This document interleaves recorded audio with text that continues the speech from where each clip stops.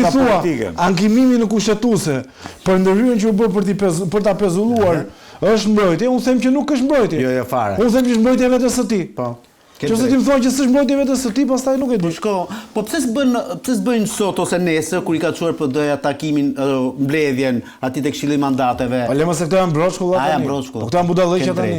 Këto është thjesht një strategji. Nuk çka ke mirë. Strategji. Nuk çka ke mirë fare për këtë fund viti. Po lemo por tani më. Po okay. Amano por tani këto. Ore, Rama nuk ka mbrojtur diplomat, psikolog, tani avashë bur. Si ka mbrojtur? Që janë gjithë lëndë. Këtë drejt. Logarit kohën sepse unë e di që do Barova shkurtimisht.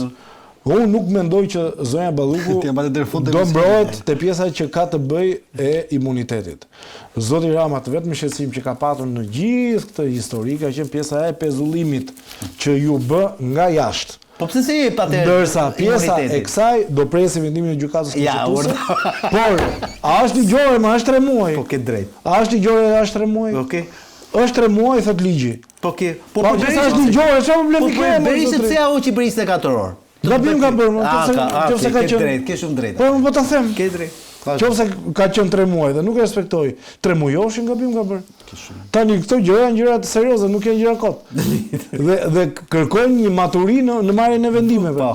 Por në mendimin tim, po ta them edhe një herë. Sidomos maturi. Në mendimin tim, po ta them edhe një herë. Dhe thellim Rama ose kryeministri i Shqipërisë nuk do mbroj asnjë kur vete drejtësia. Sepse në fund të ditës betejën ai nuk e ka me drejtsinë. Është e përvon tani për të bërë betejë me drejtsinë. Nuk do mbroj, thuaj nuk po mbron. Nuk do mbroj dhe nuk po mbron. Nuk po mbron. Po fare më do ta shikoni. Zonja Karçana, nëse u tha një fjalë mirë, sepse ka punuar 12 vjet nuk është mbrojtje. Çfarë është? Po çfarë është ajo më?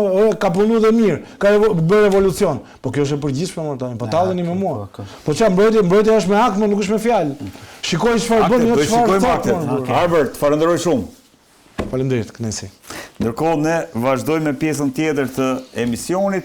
Avokat, tani që dhe Arbri nuk e kemi, fokusi do mbetet, kam 2 avokat, fokusi do mbetet tek le të themi çfarë po ndodh le të themi me 2 dosjet më të nxehta që s'pak ka sot në dorë. Me dosjen e Ballukut edhe dosjen e Ergys Agasit apo që njihet ndryshe si dosja e Akshit. Tani, këto janë 2 dosje të cilat mediatikisht kanë prekur pothuajse të gjithë shqiptarët në një mënyrë apo në tjetër, sepse ajo që ka del çdo ditë nga këto dosje të duket domethënë si një film. Gjërat domethënë që nuk beson të askush se mund të ndodhin. Sidomos kjo pjesa e parë e Akshit, për të cilën unë kam thënë domethënë që është realisht një problem jashtëzakonisht shumë i madh, sepse nuk i të bësh me korrupsion në raport me paran, jo se ajo është më pak, por ke të bësh me rënien e shtetit të kuptimin pra ke të bësh me sigurinë kombëtare. E qartë. Ka diçka do të cilën do duhet ta them. E kam thënë pak në një media tek kolegu jot Andi Bora, po e ritheksoj domethënë sepse kjo është një gjë shumë e rëndësishme. Ajo që ka dalë te Akshi Red, më rënda e gjithave ka qenë lidhja që ka pasur ose mënyra domethënë se si Ergys Agasi, Ermal Beqer, Milinda Kaçanaj apo gjithkusht tjetër i cili është në atë dosje, kishin kapur dhe sistemin e drejtësisë. Dhe kjo është gjëja më e rënda akoma. Unë di domethënë që tek kjo dosje është hapur një fraksion i cili nuk e di a do shkoj përpara nga ana e SPAK-ut apo jo, sepse është jashtëzakonisht shumë problematik, sepse do duhet që ata të hetojnë vetveten ose njerëzit e drejtësisë, kryesisht gjyqtar dhe prokuror, kryesisht në gjykatën e Durrësit dhe në prokurorinë e Durrësit, por jo vetëm dhe në Shqipëri, dhe aty ka sipas të dhënave përgjime. Jo, unë i thash Redit dhe Redi më tha, po përgjigje direkte të gjyqtarëve dhe prokurorëve me këta njerëz. Dhe akoma më e rëndë ka qenë fakti domethënë që këta njerëz kanë arritur që të futen edhe tek sistemi. Jo kanë arritur, kanë pasur në dorë, por janë futur te sistemi i hipotekës dhe kanë ndikuar tek vettingu i gjyqtarëve dhe prokurorëve. Sidomos ku vinte çështja tek pasuria. Për shembull, nëse X gjyqtar do dilte në vetting pas 1 muaj, 2 muajsh, edhe do duhet dërzonte dokumentacionin në lidhje me pronat që ai kishte, ata ç'a bënin? Futeshin aty, sigurisht në komunikim me gjyqtarin apo prokurorin që do kalonte vettingun, dhe nëse ai kishte për shembull 2 dyqane, 3 vila, 2 apartamente apo 5 makina, futeshin tek hipoteka, i xeronin këto ose linin 1 apo 2, ajsa të kishin mundësi ta justifikonin dhe kalonte gjyqtari dhe prokurori e kalonte vettingun. Dhe kjo na bënte çudi kur ne që ishim pjesë dhe jemi pjesë e sistemit, kur shikonin domethënë që X gjyqtar apo X prokuror arrite të kalonte vettingun dhe na bënte shumë çudi si është e mundur që të kaloj ky vettingun sepse ne i njohim oret. Ne e dim shumë mirë domethënë se çfarë kanë bërë një pjesë e mirë e këtyre gjyqtarëve dhe prokurorëve që vazhdojnë akoma të jenë sot në sistemin e drejtësisë, ndërkohë që janë larguar disa të tjerë për gjëra banale fare, 1 milion, 2 milion, 5 milion lekë të vjetra që nuk kanë arritur dot të justifikonin. Pra i kemi ende në sistem këto? Absolutisht, sepse i kanë bërë këta po të them. Sepse këta kanë pas mundësinë të ndërhynin, thash edhe një herë tjetër, te sistemi i hipotekës. Këta kanë pas mundësi të ndërhynin te sistemi TIMS-it. Si mund verifikohet kjo, avokat? E kanë verifikuar këtë që po them unë, se unë nuk shpika rrotën. Nuk shpika rrotën këtu. E kanë bërë që kanë verifikuar sepse kanë marrë përgjimet që kanë ardhur. Midis këtyre ka dhe biseda, kanë nga ato videot të zyra. Kanë dhe biseda me prokurorët. Me prokurorët dhe me këta. Dhe ose te sistemi TIMS, këta për shembull bënin alibin e jashtëzakonshme që vinte killeri, bënte vrasjen këtu dhe ndërkohë sipas sistemit TIMS personi në fjalë mund të ishte në Gjermani, sepse e hiqni nga sistemi TIMS fare. Po ta mbash mend ti te një nga përgjimet e Ergys Agasit del thotë dhe ka qenë fiks përgjimi i datës 2 gusht 2023 ku thoshte do vi Ervina aty dhe do rregullohet gjithçka, mos e vrisni mendjen. Ervina ishte Ervina Gjana, që e cila është marrë tashmë i është sekuestruar dhe telefoni, ka qenë drejtoresha e krimit kibernetik në Policinë e Shtetit. Drejtoresha e madhe. Të cilën e urdhëronte Ergys Agasi, po them edhe një herë tjetër. Po. Pra, gjëra të jashtëzakonshme në raport me sigurinë kombëtare. Jo, përgjimet avokat. Dakord, këto kanë dalë nga përgjime që i kanë bërë institucionet caktuara apo kanë dalë nga përgjimet që janë bërë rastësisht? Kryesisht përgjime ambientale. Ambientale. Që do të thotë porositura. Të porositura për t'i përgjuar këta njerëz. Dhe këto kanë ardhur për shkak se ata kanë gjetur indicie të mëparshme dhe pastaj mbrapa nuk janë hyshtur për të... përgjime janë me urdhër prokurorie, po themi, dhe janë prova në dosje. Janë prova në dosje. Problemin që unë po them është, nuk e di a do shkoj, sepse kjo dosje ka shkuar me fraksion. Pra, kjo çështja e gjyqtarëve dhe prokurorëve ka shkuar me fraksion. Kur një dosje shkon me fraksion, 2 kanë gjëra, ose duan ta groposin, ose duan ta qepin në mënyrë më të mjetëmundshme. Zakonisht këta i kanë groposur dosjet me fraksionet.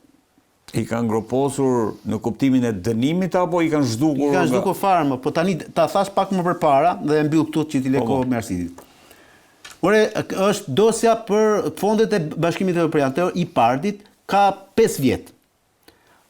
Aq sa si vjet para një 2 muajsh këta të Bashkimit Evropian i kanë shkruar letër qeverisë shqiptare, zyrtare dhe i kanë thënë do na ktheni 33 milion eurot që janë verifikuar si para të dhëna dhe të nxjerra nga korrupsioni që është zhvilluar tek i Pardi. Eurojust po të them dhe një tjetër dhe Olafi kanë shkruar shkresa dhe i thoshin Altin Dumani, drejtuesi prokurorës se mbylljen e hetimeve e bën drejtuesi. Dhe kjo dosje këtë fat. Deri tani e ka pas këtë fat, po të them një tjetër. Është lënë atje. E ka pas këtë fat. Por unë di që një nga dosjet e para që ka firmosur Klodian Bravo, si drejtuesi Spakut, si drejtuesi ka që shplurosja pikërisht e kësaj dosje. Marsit, si e vlerëson goditjen, po kryesisht pyetja e parë që kam, duke qenë edhe që je në profesionin e avokatit, këto përgjimet që Agasi ka bërë vetë në zyrën e tij, duket që kanë shqetësuar shumë njerëz, paktën me të që dëgjojmë. Këto përgjime që janë bërë aty apo këto regjistrime që i ka bërë, a shërbejnë nesër si provë se avokati thot nesër. Ato mund kundërshtohen ligjërisht, si maskollit procedurës penale, pas janë përgjim i cili nuk është i lejuar me vendim gjyqësor të formës prera, ma shërbejnë si indicie.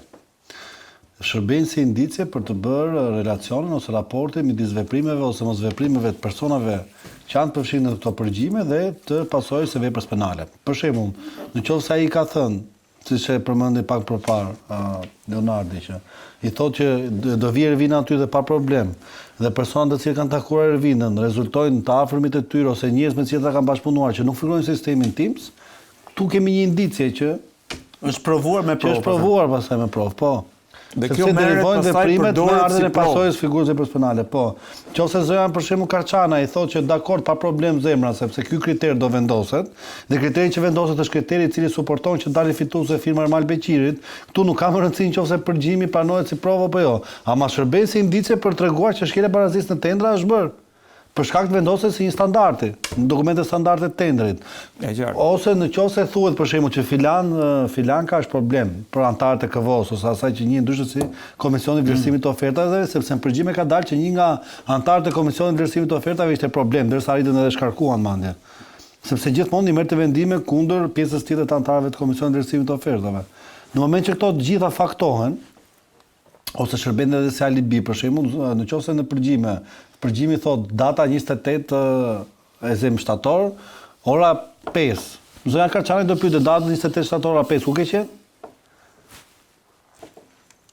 Dhe duhet të shikohet pasaj lëvizja që listës telefonike. Nëse ai vërtetoj që ka qenë aty, atëherë është shërben si indicie. Është e provuar. Nuk është problemi Redi për ta thënë në mënyrë të drejtë për drejtë se si do jetë fati i këtyre përgjimeve të cilat i ka bërë vetëm në mënyrë ambientare zotja Gace do pranon apo si fakte si prova edhe hedhin dot në procesin duke mos i pranuar si prova. Procesi nuk hidhet dot më herë. Për këtë ti je i bindur. Problemi është që nga ato xhevairët që janë në për këto regjistrime, incizime, a do hapen procese të tjera? Sepse aty kishte foldera të ndara, kjo është e bukur, me prokuror dhe gjyqtar, biznesmen, politikan, grupe kriminale. Tani po t'i ndash to kishte të ndara me foldera, po. Pra takimet dhe përkatësit. Pra nuk janë thjesht regjistrime. Jo, nuk janë regjistrime rutina, janë regjistrime personazhe që e ka takuar dhe thuhet që problemi kryesor është sepse Ergysa Gazi në raportet që kishte me botën e krimit i nxori ata nga errësira për shkak sepse pretendonte që ishte njeriu ndërlidhës ose koordinatori i kryeministit për çdo lloj interesi që kishte bënte me funksione shtetërore. Pra, ky negocionte për emrim drejtorash. Ky negocionte për favore në lidhje me sistemet kibernetike që janë në përkatësi të strukturave të shtetit. Ky negocionte ku dëgjohen për uljen e dënimeve për raportet me prokurorë, me gjyqtar, madje ka dhe mesazhe që janë kapur në lidhje me komunikimin me prokuror të jurisdiksionit zakonshëm. AQ, me këto iniciale, të cilët i thoshte që këte ka mik i thoshte. Rregulloje dhe me rastet e tjera pastaj procedojmë për isoj, që do të thotë që me tjerët i marrin lek, po kur vjen ky që është miku im bëja pa lek. Si e urdhër, si e komandon ky një prokuror? Sigur e ka vartës vetin. Pra të gjitha këto. Pra ka folder apo më thua marrësi edhe kriminalët ka pas dhe kriminalë. Po dhe nga bota krimit. Që problemi kryesor është se gjitha që ky deri ka pas bashkëpunëtor, këtyre sot i ka hyrë paranoja që pse ky na ka incizuar, na ka filmuar, cili ka qenë qëllimi. Është problemi. Sepse nëse ne pim kafe dhe ti kur vjen zyrën time që të pishi kafe, unë incizoj, ndryshon qasja jote ndaj meje. Mbi qëllimsinë e këtij veprimi, sepse do të incizoj unë ty. Pra, qëllimi është këtu. Ky i ka bërë incizimet sepse ka dashur të shantazhoj një ditë dhe bashkëpunëtorët e vet, se kështu i bë qëllimi. Apo ka dashur të bëj piz bashkë me të. Apo të mbrojë vetën e vet. Apo konsiderohet si një bombë që mund të hedhë në erë, le të themi, një sistem të tërë ajo që ka përmbajnë ato video. Pyetja që bëri dhe Marsidi është njëkohësisht dhe pyetja ime. A do të shërbejnë këto video të kapura për të përdorur, për të hapur, le të themi, procese të tjera në lidhje me oligarkë, si sa Marsidi, me kriminal, me prokuror dhe gjyqtar, se pas ka qenë shumë e organizuar skema. Po, me të gjitha qelizat e infrastrukturës shtetërore ka qenë. Dhe mos duket çudi që po dalin dhe faktet e për lidhje brenda shërbimit informativ shtetëror dhe më gjërë. Ka. A vjen gjë që flitet që ka qenë sugjestionim, ka qenë kur ky merrte përsipër që do mbytet edhe gjyqe në GKK-s së pak. Sepse për shembull rastin e ministrit Beqa i thoshte që unë jam mbyll herën e parë, po ky budalli ka folje ka incizu prapë. Domethënë, me kë ja ka mbyllur? Për cilin gjyq konkretisht? Pastaj ka dhe një problem, këta kanë bërë marrje peng personit, se ka dhe një gjë të bukur Leonan. Me letër njoftim, sigurisht Byroja Kombëtare e Timit. Pse nuk kemi këtu akuzë ku dëgjon për falsifikimin e vulave dhe sistemave? Që është vepër tjetër penale për shembull. Pra ata funksionarë policisë shtetit. Se i kanë vajtur me letën e BK-s dhe bëhet fjalë dhe tash po dalin de fakte edhe për Daniel Shimën, ai zëvendës drejtori i famshëm që humbi 2 ditë dhe që e denoncoi dashura dhe familja dhe pastaj doli që kishte vajtur për çef dhe ishte rikthyer. Ishte marr peng edhe ai. Edhe ai ka qenë. Po, ai ka qenë ai që dyshohet apo po del që ka qenë peng sepse këtë them nga burimet të njerëz të afërt familjar të tij që më kanë thënë. Dhe ai rrezikon ose dënim me gjob ose dënim me burg për shkak të deklaratës ekstreme. Sepse ai po është marr peng. Për një të gjë kanë një të njerëz.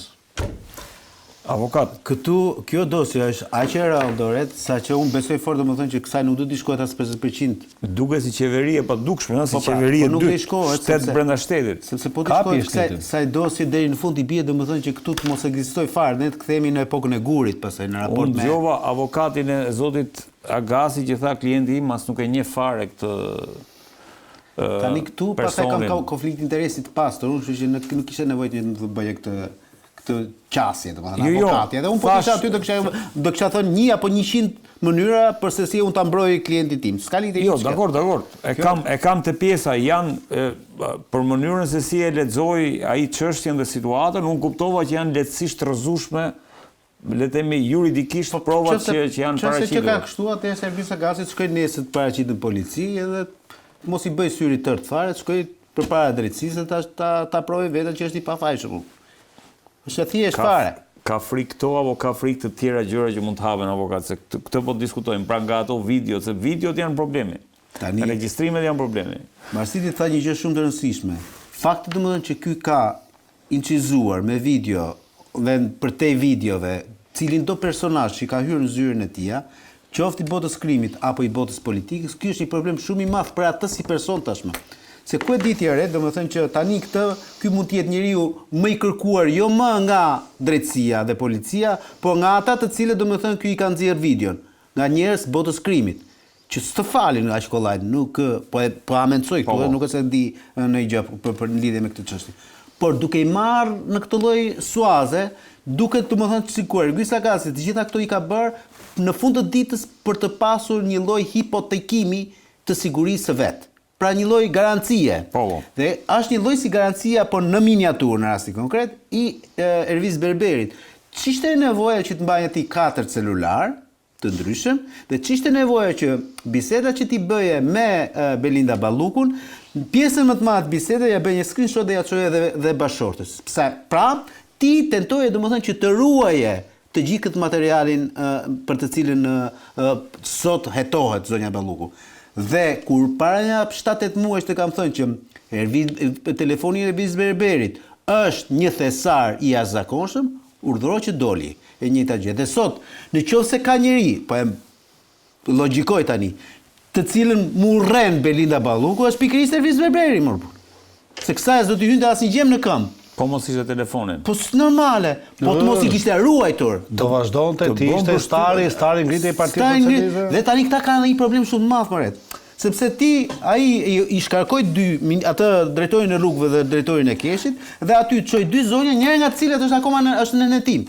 Pra dërgon tek keshi më duket Viola Haxhi Ademin, ndërkohë që Viola Haxhi Ademi ka qenë sekretare e përgjithshme e Ministrisë së Transportit dhe Infrastrukturës dhe është në netim, I kanë në marrë telefonin kësaj zonjës. Është në netim. Pra ky shkon nga dreqi në dreqi them unë valla, nuk do që të pastrohet më burr. Ajo që të bën përshtypje te dokumenti që folëm në fillim avokat e projekt ligji është që Akshi është një nga objektet ku spak duhet hetoj dhe duhet sepse është interesi bëj transparent gjithçka. Kush e hapi Teamsin 2023? Ne apo amerikanët? Dakor. Pra kemi të bëjmë me një interes amerikan në rastin. Po siguria kombëtare më redi. Ora e kuptoni që Akshi është gjithçka që ne kemi? Po. Çdo gjë që ti ke si person është e Akshi, më vëlla. Te Albanian te Akshi. Siguria kombëtare, Teamsi, taksat, bankat, çfarë mund ty, pasaportat, çdo gjë është aty. Dhe ti çdo jetën e gjithë shqiptarëve, dhe aty që futen dhe të huaj që futen në Shqipëri, ti ja kishe lënë në dorë një grupi kriminal, strukturuar kriminal, sipas pakut po them, sepse kjo do vërtetohet. Pra, e kuptoni se për çfarë po flasim. Dhe më vjen keq që e zbove Zotin Hitaj nga aty, po do I thosha domethënë që për këtë po mbron Zoti Rama tani. Marsit, e fundit, domethënë është e njëjta pyetje që I bëra dhe avokatit. I kemi të bëjmë nëse kemi të bëjmë me një interes amerikan, a kemi të bëjmë me një vullnet për ta çuar deri në fund zbardhjen e gjithë aferës së Akshit? Absolutisht që po. Shiko, 2 janë motorët e SPAK-ut, se mos kujto se ata janë njerëz të jashtëzakonshëm. Një është suporti amerikan, 2 është mbështetja publike. Edhe revanshi i SPAK-ut nuk është vetëm te suporti amerikan, është edhe mënyra se si ushqehet opinioni publik. Kjo është një pjesë e strategjie komunikimi. Nuk i kanë kod këshilltarët për raportin me publikun ata. Edhe hapja e dosjeve, edhe nxjerrja pjesë e dosjeve, është një lloj forme për fituar mbështetjen e publikut dhe në moment që SPAK-u ka dhe mbështetjen e publikut, nuk bën pas kushdo grup kriminal i fuqishëm kushdo emër tjetër. Është problem deri në momentin që publiku nuk njihet me detajet ose nuk e ka bërë ndarjen, po në moment që dikush është identifikuar dhe kjo i ka ndodhur sot zotit Argasi. Prandaj ato që thoshte zoti Ita, pavarësisht se ashtu nuk qëndrojnë. Moment që për ty krijohet përfytyrimi, për shkak të fakteve dhe të provave dhe të mënyrës se si relatohet procesi edhe në ambientet e medias